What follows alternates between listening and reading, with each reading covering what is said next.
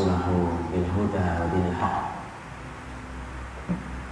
الحمد لله حمدا كثيرا طيبا مباركا فيه كما يحب ربنا ويرضى. أشهد أن لا إله إلا الله وحده لا شريك له وأشهد أن محمدا عبده ورسوله. اللهم صل وسلم وبارك على محمد وعلى آله وأصحابه ومن تبعه بإحسان إلى يوم الدين. يا أيها الذين آمنوا اتقوا الله وقولوا قولا سديدا يصلح لكم أعمالكم ويغفر لكم ذنوبكم ومن يطع الله ورسوله فقد فاز فوزا عظيما. أما بعد. Saudaraku yang dirahmati Allah, para ustaz, masyayikh, hafizahumullah, alhamdulillah, kesempatan malam hari ini saya diperkenankan untuk silaturahim bersama antum semuanya, baik di masjid ini juga mukminin di tempat yang lain, juga para pemirsa di Umat TV. Mudah-mudahan benar-benar menjadi cahaya bagi umat dan bangsa ini. Dan sebenarnya saya duduk di tempat ini kalau secara hukum fikih tidak benar, karena dalam Islam itu kalau sudah ada air, tayamum batal. Dan di sini banyak para ustaz dan syekh. Kalau saya tidak perlu itu. Saya di sini harusnya belajar duduk bersama antum semua. Tapi ini husnuzon para senior saya, para ustaz saya terhadap saya, dan Allah berikan pahala aku untuk beliau semuanya. Saya juga tidak tahu mau bahas apa di hadapan antum semua. Tapi karena saya melihat masih sangat banyak wajah-wajah muda, maka saya akan berbicara sebagai anak muda. Sesama pemuda, mari kita bicara dengan cara Islam, dengan cara laki-laki itulah. Insya Allah kita akan coba melihat, karena ketika kita membaca sebuah ayat di dalam surat Al-Kahfi, ketika Allah Subhanahu wa Ta'ala mengisahkan tentang Ashabul Kahfi, kisah itu ditutup dengan pujian kepada Ashabul Kahfi, yang pujiannya adalah menggunakan kalimat Qur'ani. Bunyinya adalah fityatun amanu fi rabbihim wa zidnahum huda.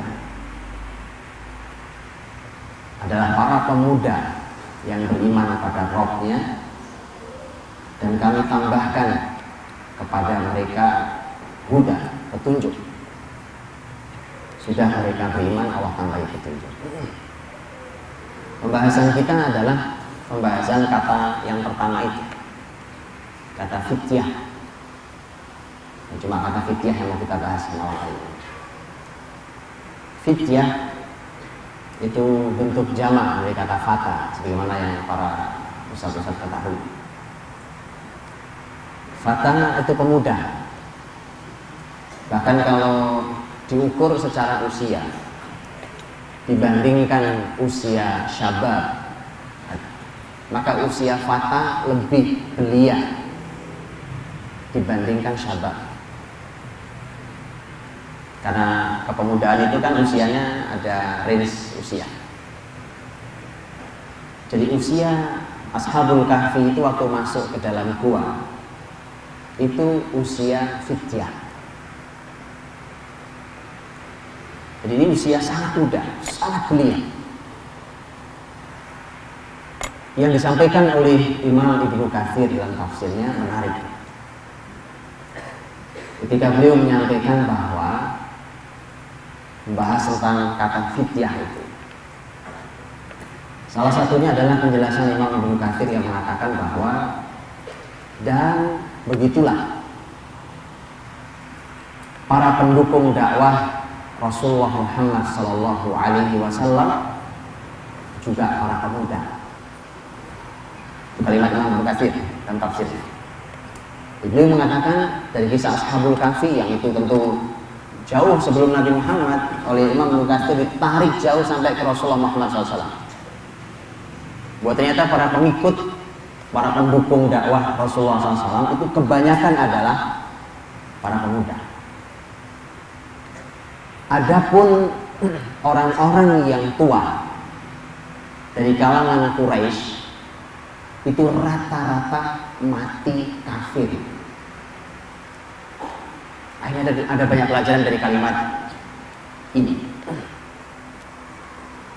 Pelajaran pertama adalah bahwa kalau sebuah kebaikan, sebuah pengajian seperti ini, masjid, lembaga Islam atau apapun, kalau isinya kebanyakan adalah anak-anak muda, maka itu sudah benar. Apa kalau isinya orang tua tidak baik ya? Ya baik, baik. Orang ngaji masa tidak baik ya? Baik. Cuma kalau namanya sudah tua, itu ada saja masalahnya. Pertama yang pasti kalau ngaji duduk nggak kuat lama, itu pasti. Tempat yang paling laku keras adalah tiang dan tembok. Kalau anak muda besok sampai subuh kuat ya, yang nggak kuat saya ya kan. Jadi begitu. Itu memang sudah fitrahnya, namanya juga fisik sudah lama dipakai. Satu, orang-orang tua itu yang sudah usia tua, karena pengalamannya sudah panjang, sehingga untuk berubah itu perlu PR yang sangat panjang. Namanya pengalaman panjang. Jadi pengalaman itu guru yang berharga kalau pengalamannya baik. Karena kalau pengalamannya buruk bukan gak berharga tuh, itu malah mengganjal, sulit sekali hidayah datang. Antum perhatikan paman Nabi SAW, Abu Thalib, pemimpin besar di Quraisy, menggantikan Abdul Muttalib. Kurang bagaimana kedekatan Abu Thalib dengan wahyu? Kurang bagaimana? Kurang berapa besar lagi jasa Abu Thalib pada ponakannya Muhammad SAW, tapi nggak dapat hidayah.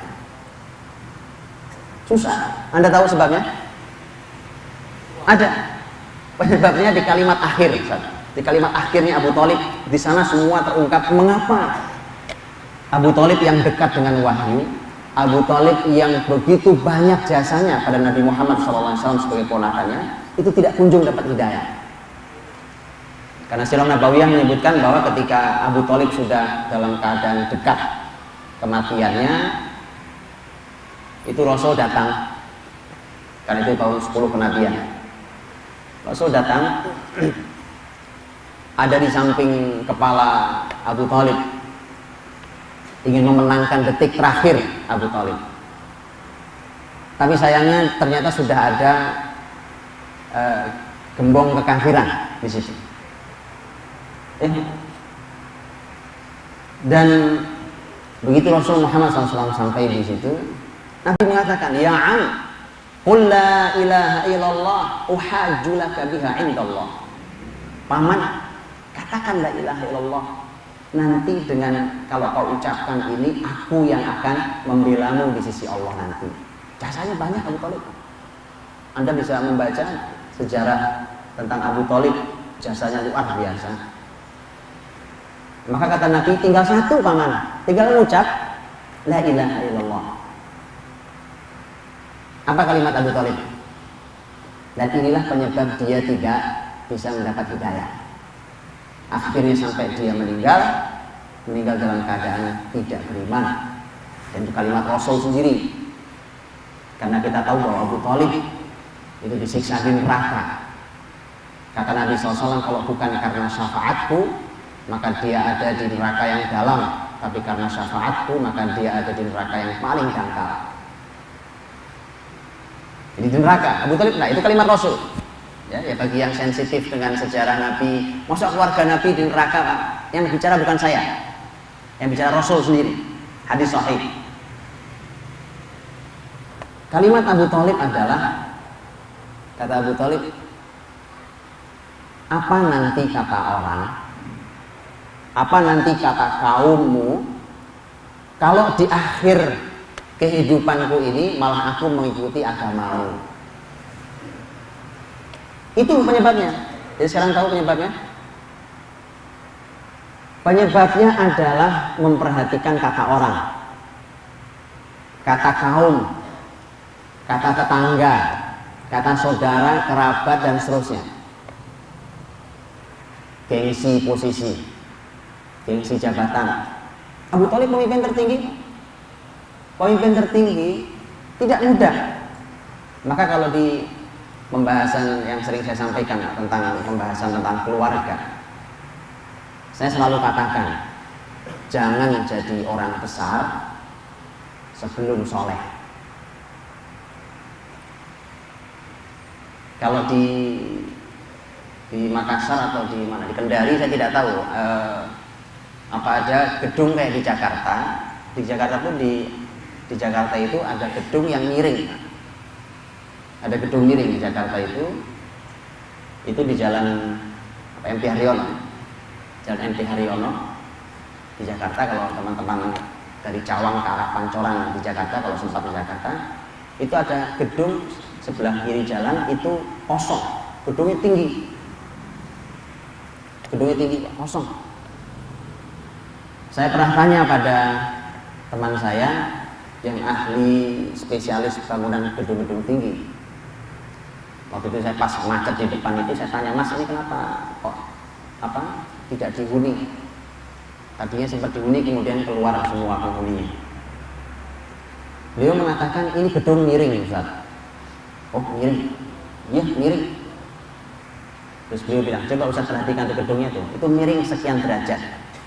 Coba perhatikan, tuh kelihatan. Saya udah melotot, nggak miring. Miring. Lihat bedanya mata ahli dengan mata tidak ahli. Beda. Ini pelajaran mahal tuh. Saya akhirnya tanya ke teman saya nih, apa ini tidak ada solusi gedung ini selain dirobohkan? Ada nggak solusi lain? Sayang, berapa miliar harga gedung ini? Beliau bilang ada, Ustaz. Beliau sampaikan, saya nggak ngerti juga, gitu ya. Pokoknya intinya gini, saat itu disuntik, bahasa gampangnya, disuntik gitu ya, ini kembali nanti. Tapi ini memerlukan teknologi yang canggih dan memerlukan uang yang tidak kecil. Saya cuma sampaikan, ini ilustrasi mahal, bahwa sesuatu itu kalau sudah terlanjur tinggi, terus miring, itu benerinnya susah. Nah, perlu biaya mahal. Mending itu sudah lama, udah bertahun-tahun tuh gedung, sampai sekarang nggak ada solusinya. Diambrukin saya, nggak diambrukin, nggak layak huni, coba. Begitu juga. Makanya jangan jadi orang soleh, jangan jadi orang besar sebelum soleh.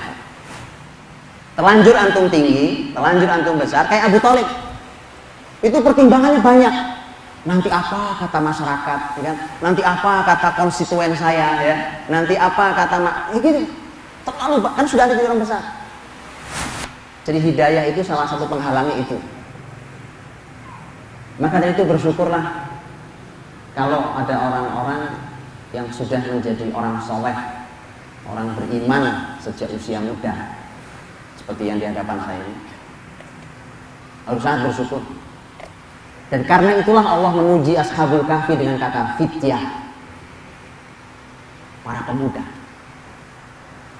Kata fityah di Al-Quran bukan satu-satunya ini. Bukan satu-satunya. Betul kan? Ya. Masih ada yang lain. Ini para ahli Al-Quran yang lebih tahu ini. Masih ada yang lain. Bukankah ketika Nabi Ibrahim alaihissalam, ya, menghancurkan patung-patung kemusyrikan. Kemudian Ibrahim mau menertawakan akidah masyarakatnya. Dia gantungkan kampak di patung paling besar. Yang kecil dihancurin semua. Masyarakatnya kaget melihat Tuhan hancur semua. Akhirnya mereka mencoba mencari siapa pelakunya. Apa kalimatnya? Mereka mengatakan, qalu inna sami'na fatan yadhkuruhum yuqalu lahu Ibrahim. Mereka mengatakan ada fata, lagi-lagi tadi anak muda masih sangat belia. Ada anak muda namanya si Ibrahim namanya. Itu pasti dia pelakunya. Singkat kata Ibrahim ditangkap kemudian dibakar, ya. Tapi kemudian api tidak bisa membakarnya setelah Allah berfirman, "Qul ya naru kuni bardan wa salaman ala Ibrahim." Jadi Nabi Ibrahim waktu menghancurkan kemusyrikan itu usianya masih usia fata. Sekarang ini pelajaran. Jadi bayangkan usia-usia fata hari ini, usia-usia yang kemudian mereka masih sedang asik-asik bermain-main dengan kemusyrikan. Nah, Ibrahim adalah usia fata yang bukan cuma menghindari kemusyrikan, bahkan dia hancurkan kemusyrikan. Dahsyat. Ini juga bukan cuma dua kata fata dalam Quran. Dalam surat Yusuf, betul? Dalam surat Yusuf, ya. Dalam surat Yusuf, Nabi Yusuf alaihi salam masuk penjara. Enggak lama nyusul ada anak muda 2 orang masuk penjara bareng Yusuf. Wa dakhala ma'ahu sijna fatayan. Masuklah dua anak muda ke dalam penjara bersama Yusuf. Dalam tafsirnya 2 anak muda ini adalah 2 anak muda yang sangat berbeda. Yang satu adalah anak muda yang entah bagaimana dia terprovokasi untuk melakukan kejahatan. Tapi yang satu ini yang baik, tapi masuk juga penjara, karena sekali lagi penjara itu bukan jatahnya orang-orang jelek aja. Dan Nabi Yusuf mulia kan, dapat penjara juga kan? Iya. Jadi penjara itu ternyata bukan hanya jatahnya orang-orang jelek aja. Orang mulia, Nabi Yusuf aja masuk penjara. Ya. Anak muda ini disebutkan dalam kitab-kitab tafsir bahwa dua-duanya ini pelayan raja sebenarnya. Pelayan raja. Yang satu pemberi pelayan makanan raja, yang satu pelayan minuman raja. Nah gitu. Jadi orang itu kalau makin kaya itu urusan minum aja ada yang ngurusi sendiri, ya makan ada yang ngurusi sendiri kan. Nanti ada yang ngurusi taplak meja sendiri, itu satu orang sendiri itu, taplak meja saja ya kan. Nah, makin kaya makin mubazir itu orang. Nah, makanya pertanggungjawabannya susah di akhirat ya, makanya kan. Makanya masuk ke surga belakangan. Nanti belakangan. Dan itu hadis Nabi SAW. Nah, kalau orang miskin, kalau orang miskin apa mau dihisab? Ya, apa yang mau ditanya tentang harta ya kan? Ya sudah, sendal itu sepanjang 3 tahun dia punya satu-satunya ya. Ya, sepeda itu satu-satunya, nggak ada yang lain. Nah, rumah satu-satunya ngontrak kan kecil gitu ya. Berbahagialah jadi orang-orang miskin ya. Mau didoakan miskin? Saya doain miskin sekarang. Loh, mau masuk surga kan? Urusan didoain miskin nggak ada yang mau, Pak. Baik. Ini mereka ini pelayan. 2 anak muda ini pelayan raja. Kitab tafsir menyebutkan bahwa masyarakat itu sudah bosan dengan pemimpinnya. Kalimatnya begitu memang. Bosan melihat pemimpinnya, dia lagi. Begini teman-teman, pemimpin itu kalau mensejahterakan masyarakatnya, ya, itu pemimpin mau mengundurkan diri, rakyat nggak boleh, tidak mengizinkan. Jangan Pak, tetap Anda saja jadi pemimpin kami, pastikan. Kenapa bosan?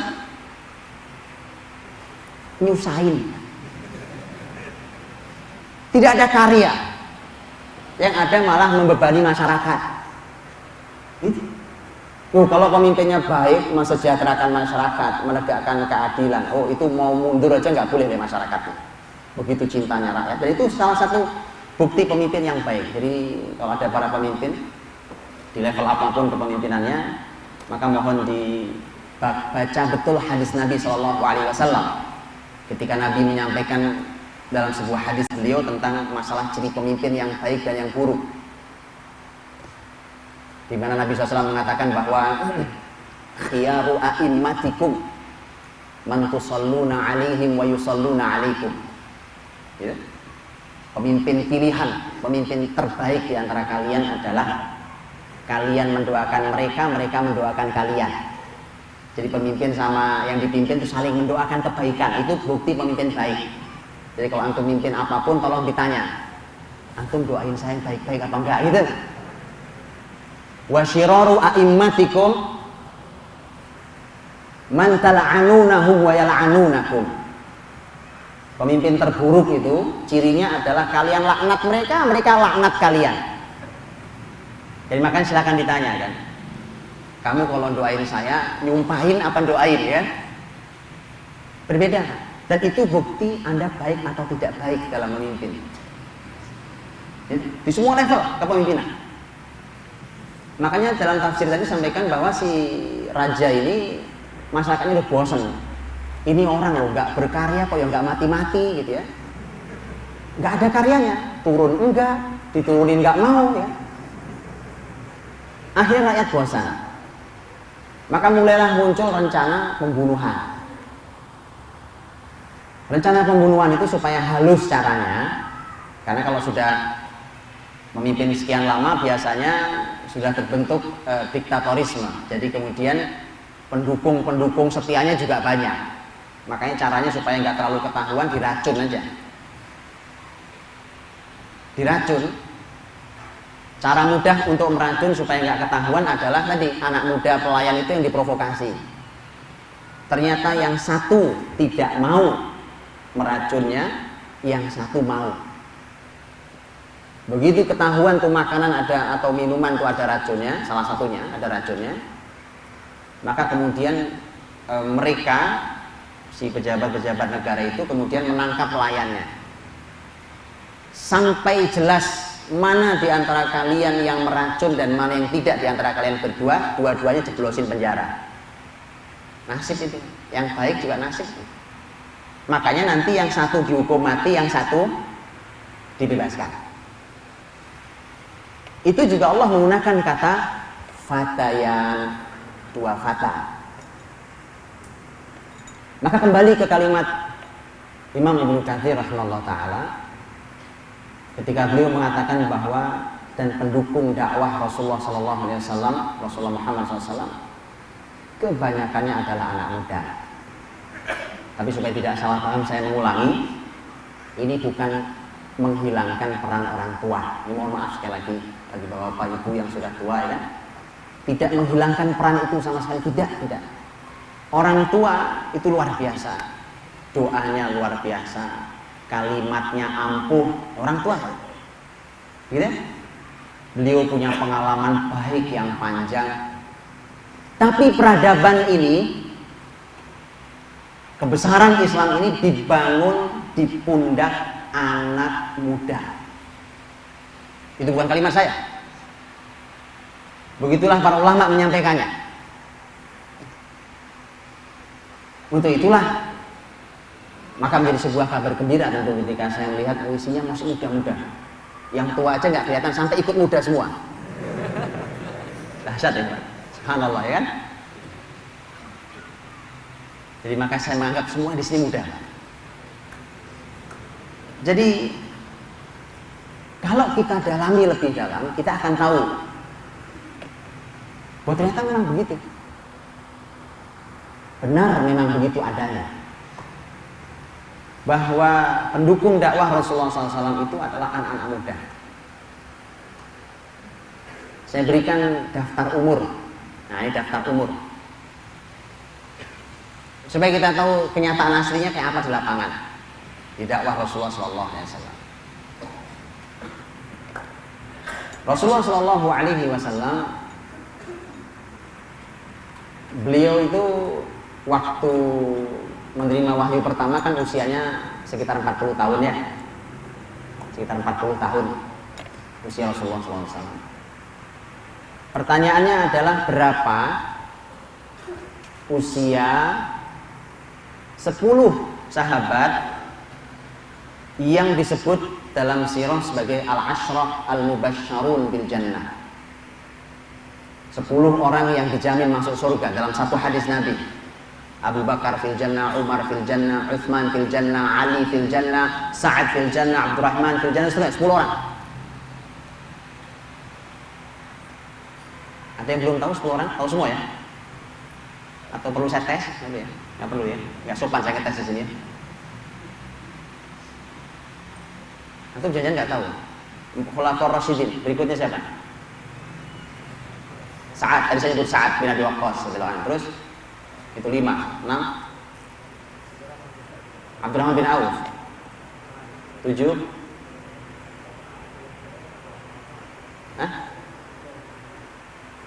ini PR nih Pak, nggak lulus antum sirahnya, ngaku cinta Nabi sirah nggak tahu ya. Ayo Pak, bagaimana kita CV Rasul kita nggak tahu? pelajari Jangan kita baca biografi orang kafir, kita terkagum-kagum ya kan. Success story Pak, orang kafir yang dikagumi. Rasul tidak pernah Anda tahu.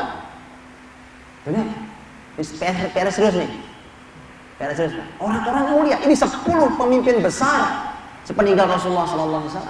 Ini 10 sahabat terbaik secara urutan bahkan. Dan ini 10 yang disebut dalam satu hadis. Semua disebut kata Nabi fil jannah. Di surga mereka semua. 10-10-nya. Ini saya sebut data global. Data global. Waktu Rasulullah SAW berumur 40 tahun dapat wahyu pertama, berapa usia 10 ini? Usia mereka, supaya kita tahu. Ini datanya. Yang pertama adalah bahwa tidak ada yang lebih tua dari Nabi. 1. Nabi 40, tidak ada yang lebih tua dari Nabi. Yang kedua, yang paling tua adalah Abu Bakar As-Siddiq radhiyallahu anhu. Beda usianya dengan Nabi adalah Abu Bakar As-Siddiq kurang lebih 3 tahun lebih muda dari Nabi SAW.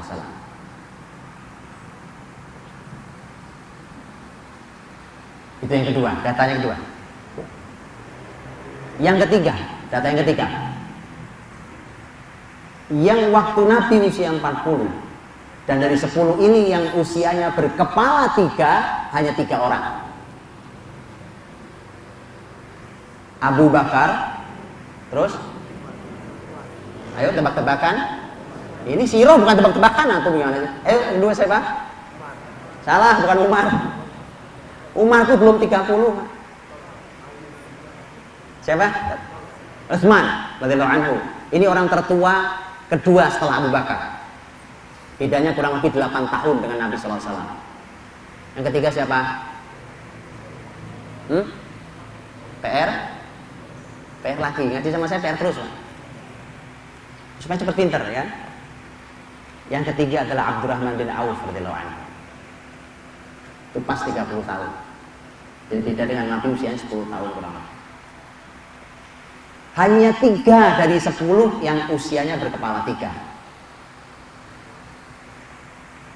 Berarti 7 orang itu usianya berkepala 2. Dahsyat dakwah Nabi SAW. Di sini siapa yang berkepala dua?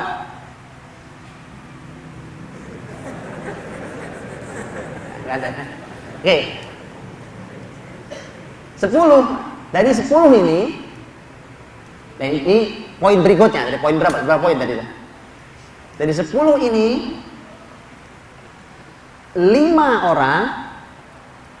orang usianya di bawah 20 tahun.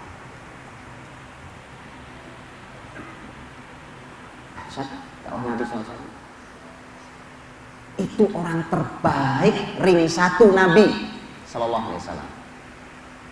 Ya, makanya kalimat Imam Ibnu Katsir tadi, dan begitulah pendukung dakwah Rasulullah Sallallahu Alaihi Wasallam adalah anak-anak muda. Perlu antum ketahui, Imam Ibnu Katsir itu juga ahli sejarah. Antum tahu kan bahwa beliau penulis kitab Al-Bidayah wan Nihayah. Ya, itu kitab sejarah dari sejak bumi diciptakan beliau tulis. Sejarah tentang bumi diciptakan. Beliau ahli sejarah. Makanya beliau tahu persis, beliau sampaikan kesimpulan pada kita. Begitu kita detailkan, oh betul ternyata anak muda. Saya mohon maaf, waktunya jam berapa nih? Nanti kalau keterusan saya ngomong serong kayak subuh masalahnya, Pak. Jam berapa? Saya tidak tahu. Sudah ada, Pak? Masih ada, Ustaz? Berapa menit lagi, Ustaz?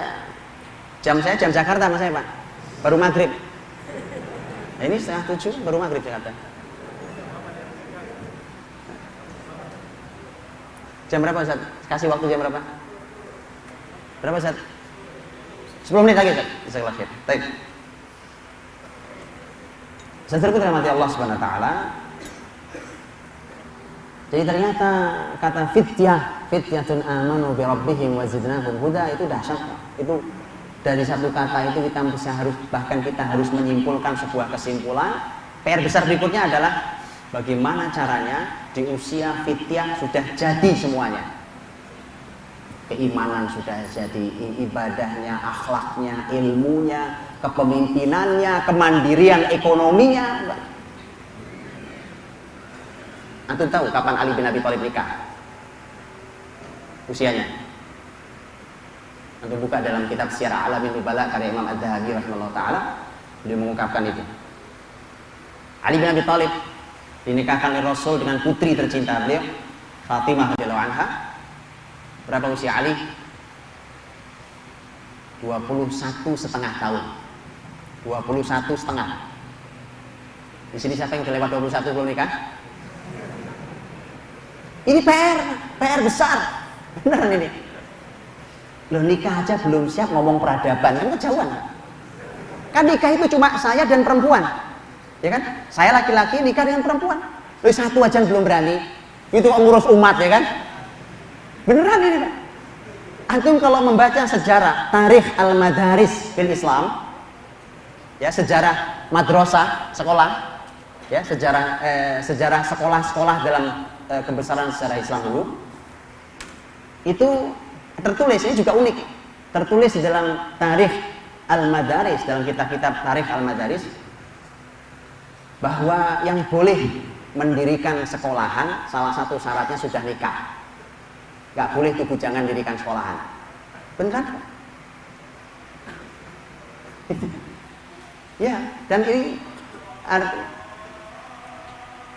selanjutnya apa ya? Gak apa ya? Baik. Jadi Ali bin Abi Thalib 21 tahun setengah dinikahkan oleh Nabi dengan putri beliau.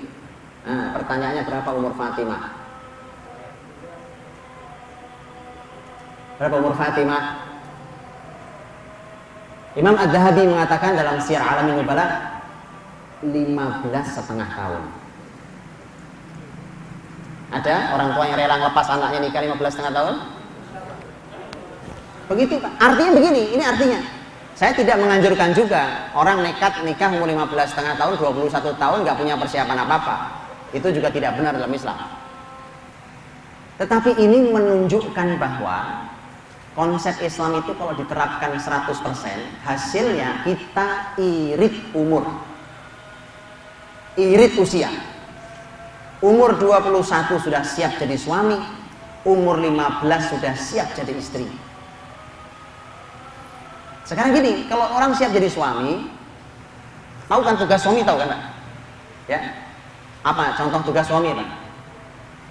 Umpamanya tugas suami contohnya adalah harus menafkahi keluarga, betul? Ya, itu tugas, itu An-Nisa 34. Ar-rijalu qawwamuna 'ala nisa bima faddalallahu ba'dahum 'ala ba'd wa bima anfaqu min amwalihim. Karena laki-laki menafkahkan sebagian harta mereka. Itu tugas laki-laki di rumah tangga. Artinya 21 tahun dia sudah harus bisa menafkahi istrinya. Kalau 21 tahun masih gini aja ke orang tuanya, ongkos, ya kan? Ke kampus nih, kan usia kampus nih, 21 tahun masih kampus, ya kan?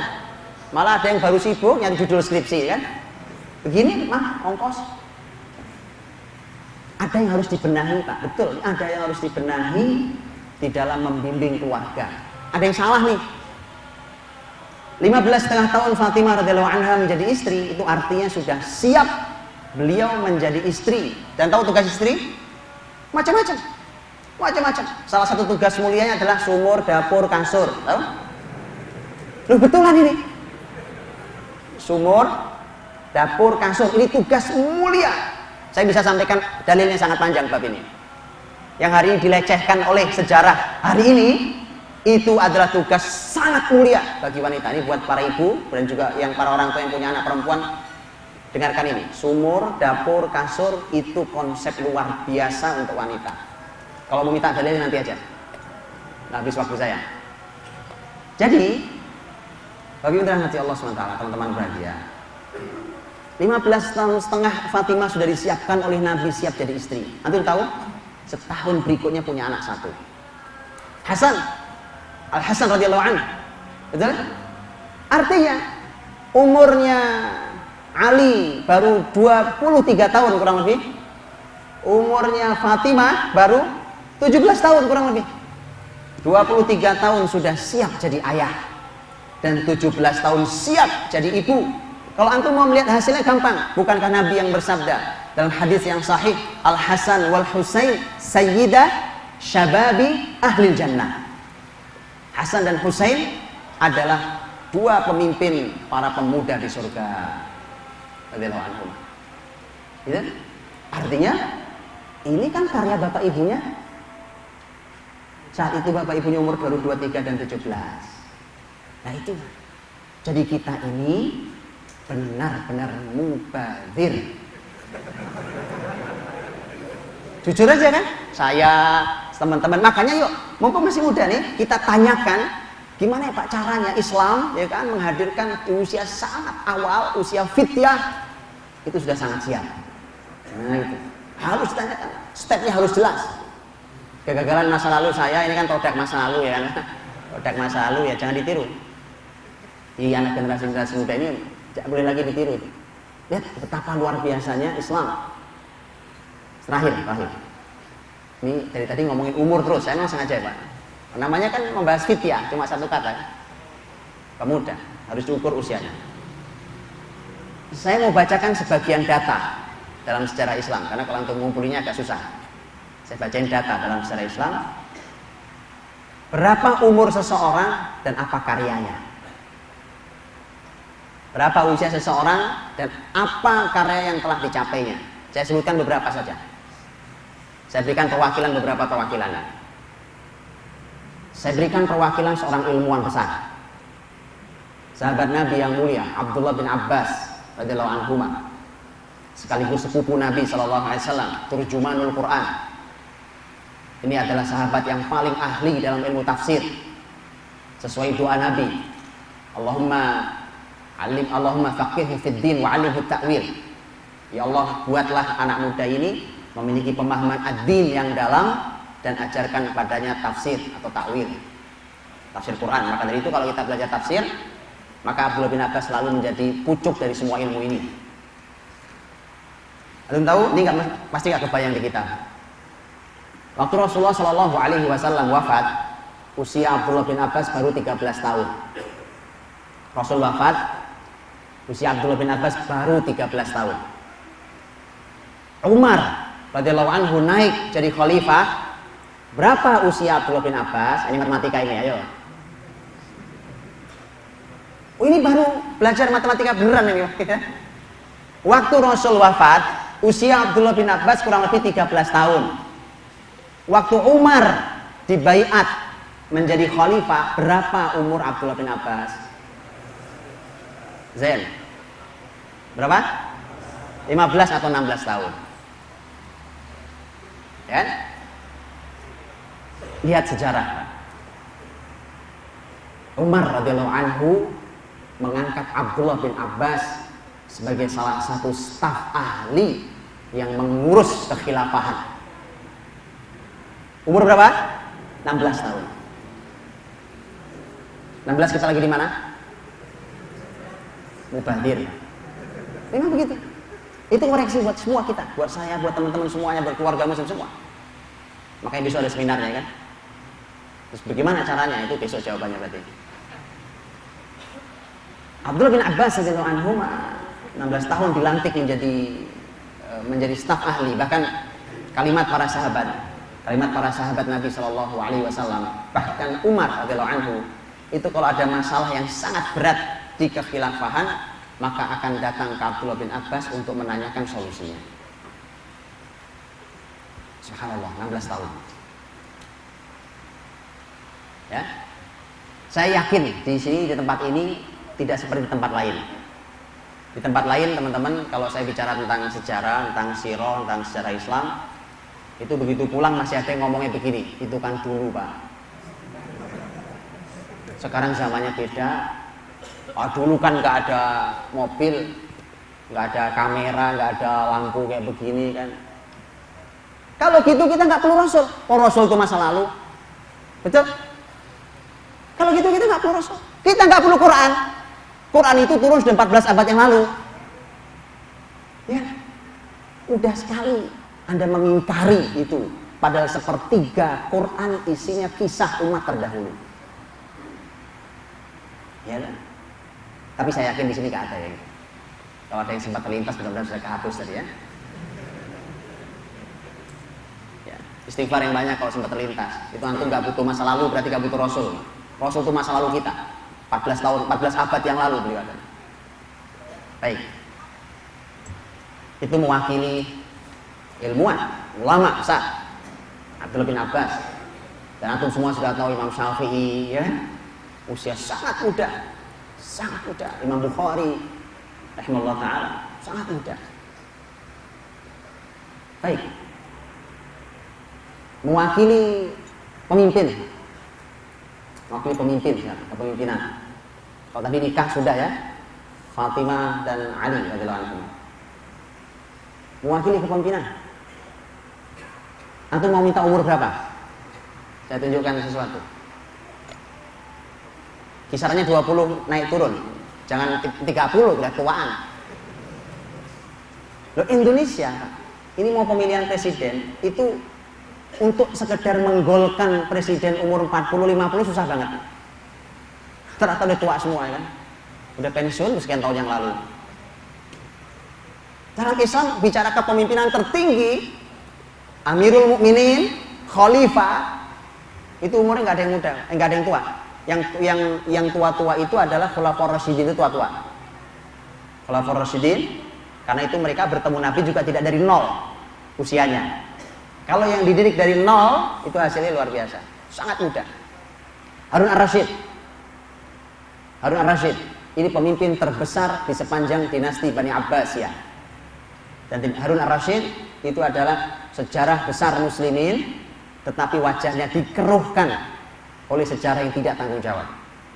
Makanya masih ada mungkin, saya nggak tahu di sini ada apa enggak, walaupun saya usulkan tidak ada gitu ya. Bahwa Harun ar-Rasyid itu selalu kalau disebut Harun ar-Rasyid kita terbayang Abu Nawas, ya, terbayang tentang 1001 malam, itu semua adalah kisah dusta. Dan itu sudah disampaikan oleh para sejarah.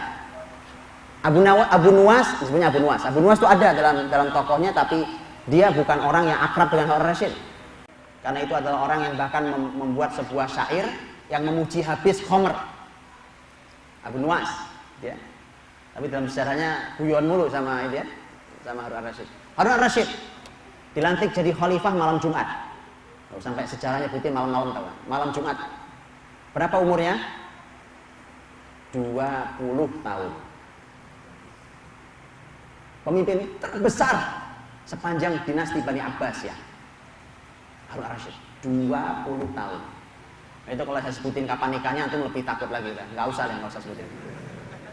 Karena beliau dilantik sudah nikah. Makanya saya nggak usah sebutin lah ya, cari sendiri saya. Begitu sih. Pemimpin hebat yang lain, Umar bin Abdul Aziz. Umar bin Abdul Aziz kita tahu ya. Ini pemimpin dinasti Bani Umayyah. Pemimpin adil, bahkan sebagian ahli sejarah menyebutnya sebagai kalau boleh ada Khalifah Rasyid yang kelima maka Umar bin Abdul Aziz menurut ahli sejarah, sebagian ahli sejarah. Umar bin Abdul Aziz, cicitnya Umar bin Khattab. Umar bin Abdul Aziz menjadi gubernur di Madinah, umurnya 23 tahun. Di Indonesia gubernur mana yang umur 23 tahun? Sulawesi Selatan? Oke. Dan ini Umar bin Abdul Aziz punya anak namanya Abdul Malik di antara anaknya. Karena Umar bin Abdul Aziz anaknya banyak. Dalam Islam nggak ada sejarah punya anak sedikit, itu nggak ada. Ya, yang ada itu hari ini. Umar bin Abdul Aziz punya anak, salah satunya bernama Abdul Malik. Ini ahli ilmu, ahli ibadah, luar biasa anak didikan bapaknya. Hada shiblu min dzakal asad. Ini anak singa yang kecil, ini bapaknya singa yang besar itu. Itu ungkapan Arab, ya, ungkapan Arab begitu. Betulan, ini anak yang luar biasa, kayak bapaknya persis. Abdul Malik, anaknya Umar bin Abdul Aziz, jadi menteri di umur 17 tahun. Udah cukup ya? Udah capek? Kita udah pusing sendiri ya kan? Tinggal PR satu saja. Bagaimana konsep Islam bisa melahirkan generasi sangat cepat. Sangat cepat. Dan itu hanya punya Islam. Konsep hari ini tidak mampu sama sekali. Jadi kalau antum ikuti konsep hari ini, sekolah TK, SD, SMP, SMA, S1, S2, S3, nggak jadi. Tidak seperti ini. Kalau kita harus berani keluar dari situ. Ada yang harus berani keluar. Bagaimana caranya? Waktu saya sudah habis ya. Walau alam bisawab, saya kira itu. Mohon maaf kesalahan kurangnya. Assalamualaikum warahmatullahi wabarakatuh.